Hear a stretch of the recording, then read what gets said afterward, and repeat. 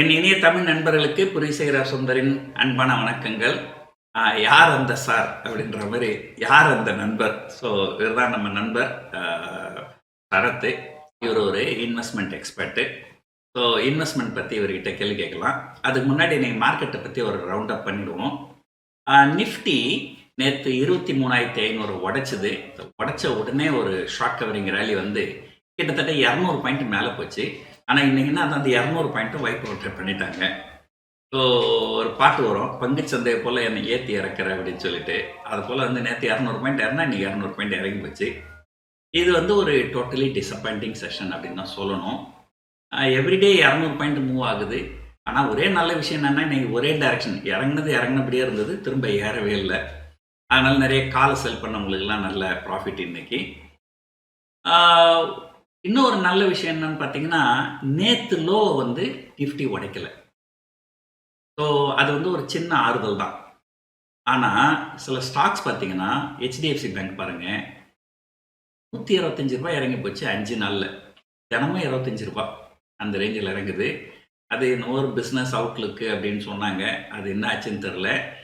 HDFC பேங்க்கு இவ்வளோ பெரிய selling வர்றது ஒரு ஆச்சரியமான விஷயம். டிசிஎஸ் வந்து ரொம்ப வாலட்டைலாக இருந்தது. அது ரிசல்ட்டு நல்ல அந்த வாலட்டிலிட்டி இருந்தது. பட் மார்க்கெட் முடிஞ்ச உடனே ரிசல்ட் வந்தது. ஓகே, ரிசல்ட் வந்து நல்லா தான் இருந்தது, ஒன்றும் மோசமாலாம் இல்லை. ஆனால் இந்த US market leave, US market இருந்திருந்தால் டிசிஎஸோட ரிஃப்ளெக்ஷன் அங்கே இன்ஃபோசிஸ் ப்ரைஸில் தெரிஞ்சிருக்கும். இன்ஃபோசிஸ் வந்து யூஎஸில் ட்ரெண்ட் நடக்குது. இந்த யூஎஸ் மார்க்கெட் லீவ் அதனால் அதை பற்றி ஒன்றும் நமக்கு தெரியாது. இன்றைக்கி எல்லாமே down. Nifty, mid cap Nifty, இப்போ small cap Nifty, next 50, everything is down. All the sectoral indices எல்லாமே டவுனு. ஒரே ஒரு செக்டரு, எஃப்எம்சிஜி செக்டர் மட்டும் பாசிட்டிவாக இருந்தது. இன்றைக்கி டாப் 5 ஸ்டாக்கில் வந்து 3 ஸ்டாக் வந்து எஃப்எம்சி.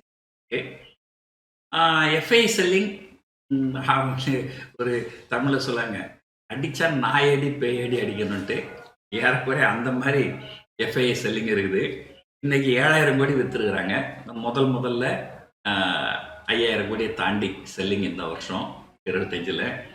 நிறைய பேர் என்ன எதிர்பார்த்தாங்க, இந்த டிசம்பரோட அவங்க செல்லிங்லாம் முடிஞ்சிடும், ஜனவரிலேருந்து அவங்க பை பண்ணுவாங்கன்னு நினச்சாங்க. ஒருவேளை அடுத்த ஜனவரிக்கு பை பண்ணுறதுக்கு பிளான் பண்ணுறாங்களோ என்னமோ. இப்போதைக்கு பை பண்ணுற ஐடியாவே அவங்களுக்கு இல்லை. ஸோ டொமஸ்டிக் இன்ஸ்டிடியூஷன் வந்து அதை விட அதிகமாக பை பண்ணியிருக்காங்க. பட் இருந்தாலும் ஒன்றும் யூஸ் இல்லை. கண்டிப்பாக மார்க்கெட்டு கீழ் நோக்கி தான் போகுது. இந்த வருஷத்தினுடைய லோவஸ்ட் பாயிண்ட் கிட்ட தான் நிஃப்டி வந்து க்ளோஸ் ஆகிருக்குது. இது வந்து மார்க்கெட் ரொம்ப டிசப்பாயிண்டிங்காக தான் இருக்குது. பார்ப்போம். இதுக்கு நடுவில் வந்து மியூச்சுவல் ஃபண்டில் பார்த்தீங்கன்னா, ரீட்டைல் பீப்புள் பணத்தை உள்ளே கொண்டு வந்துக்கினே இருக்கிறாங்க. ரீட்டைல் பீப்புள் பணம் உள்ளே கொண்டு வந்துக்கினே இருக்கிறாங்க, எஃப்ஐ பணத்தை வெளியேற்றுக்கினே இருக்கிறாங்க. இது எங்கே போய் முடிய போகுதுன்னு தெரில. இப்போ நம்ம நண்பர்கிட்ட கேட்போம், சரத், இந்த ஹெச்டிஎஃப்சி பேங்க் ஏன் இப்படி விழுது? 125 ரூபாய் விழுந்துருச்சு கொஞ்சம் 5 நாளில். என்ன நடக்குது ஹெச்டிஎஃப்சி பேங்க்கில்? உங்கள் கருத்து என்ன சார்? நீங்கள் பார்த்தீங்கன்னா 3ஆம் தேதி வந்து சிஎல்எஸ்ஏன்ற ஒரு இன்ஸ்டிடியூஷன் வந்துட்டு என்ன பண்ணியிருக்காங்கன்னா, அவங்களுடைய மாடர்ன் போர்ட்ஃபோலியோவில் இருந்து ஹெச்டிஎஃப்சியை வந்து ரிமூவ் பண்ணியிருக்காங்க. இது வந்து ஜனவரி 3 இந்தியா ஸ்ட்ராட்டஜி என்ற சிஎல்எஸ்ஏ ரிப்போர்ட்டில் இது நடந்திருக்கு. இது நடந்ததுலேருந்தே பார்த்தீங்கன்னா, ஒரு மாதத்தில் பார்த்தீங்கன்னா ஹெச்டிஎஃப்சி பேங்க் வந்து ஒரு கிட்டத்தட்ட ஒரு 200 ரூபாய் கிட்ட கம்மியாக இருக்குது. அது ஆல் டைம் ஹையாக ஒரு 1870 1880 வரைக்கும் போச்சு ஹெச்டிஎஃப்சி பேங்க். அங்கேருந்து கொஞ்சம் கொஞ்சமாக செல்லிங் வந்துகிட்டே.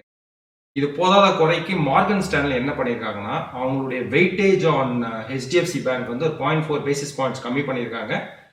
டிசிஎஸ்ல அவங்களோட வெயிட்டேஜ் வந்து கொஞ்சோண்டு இன்க்ரீஸ் பண்ணியிருக்காங்க. ஆனால் டிசிஎஸும் இறங்கிட்டு தான் இருக்குது. இல்லை, டிசிஎஸ் இறங்கிட்டு தான் சார் இருக்குது. பட் ஹெச்டிஎஃப்சி செல்லிங்க்கு இப்போ பார்த்தீங்கன்னா வந்து ஒரு இன்ஸ்டிடியூஷனல் செல்லிங்கும் வந்து ஒரு ரீசனாக இருக்குது.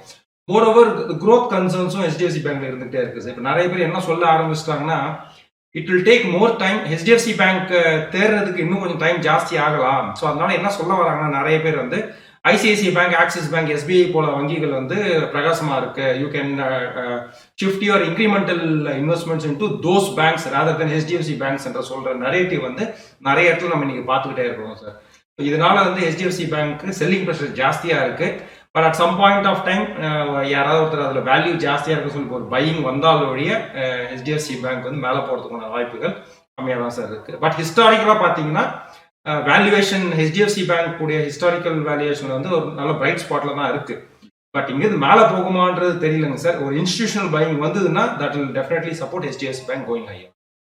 சரி, இந்த டிசிஎஸ் வந்து ஸ்பாட் மார்க்கெட்டோட ஃபியூச்சர் மார்க்கெட்ல ஒரு ₹20 டிஸ்கவுண்ட்ல ட்ரெண்ட் நடக்குது. அது எதனால? ஸோ மோஸ்ட்லி இன்னைக்கு குவார்டர்லி ரிசல்ட் சார். இன்னைக்கு ஒரு டிவிடெண்ட் தருவாங்கன்ற ஒரு எக்ஸ்பெக்டேஷன்ல அந்த கேப் இருந்துகிட்டே இருந்தது.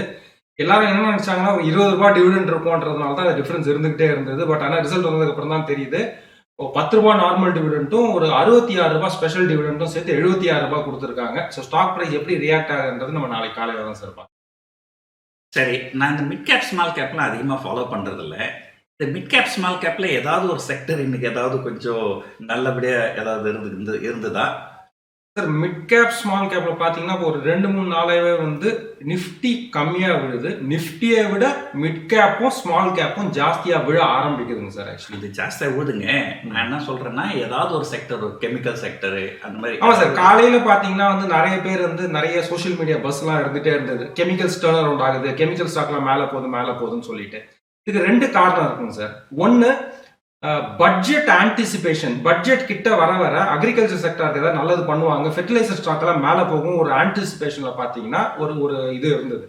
பட் அப்பார்ட் ஃப்ரம் தட் உண்மையான நியூஸ் என்னன்னு பார்த்தீங்கன்னா இன்னைக்கு யூஎஸ்ல வந்து இந்த ரெஃப்ரிஜரண்ட்டோடைய ப்ரைஸை வந்து இன்க்ரீஸ் பண்ணியிருக்காங்க. ஸோ இந்தியாவில் பார்த்தீங்கன்னா நவீன் ஃப்ளோரைன், எஸ்ஆர்எஃப் மாதிரி ஸ்டாக் வந்து இன்னைக்கு 10-12% அப்பு.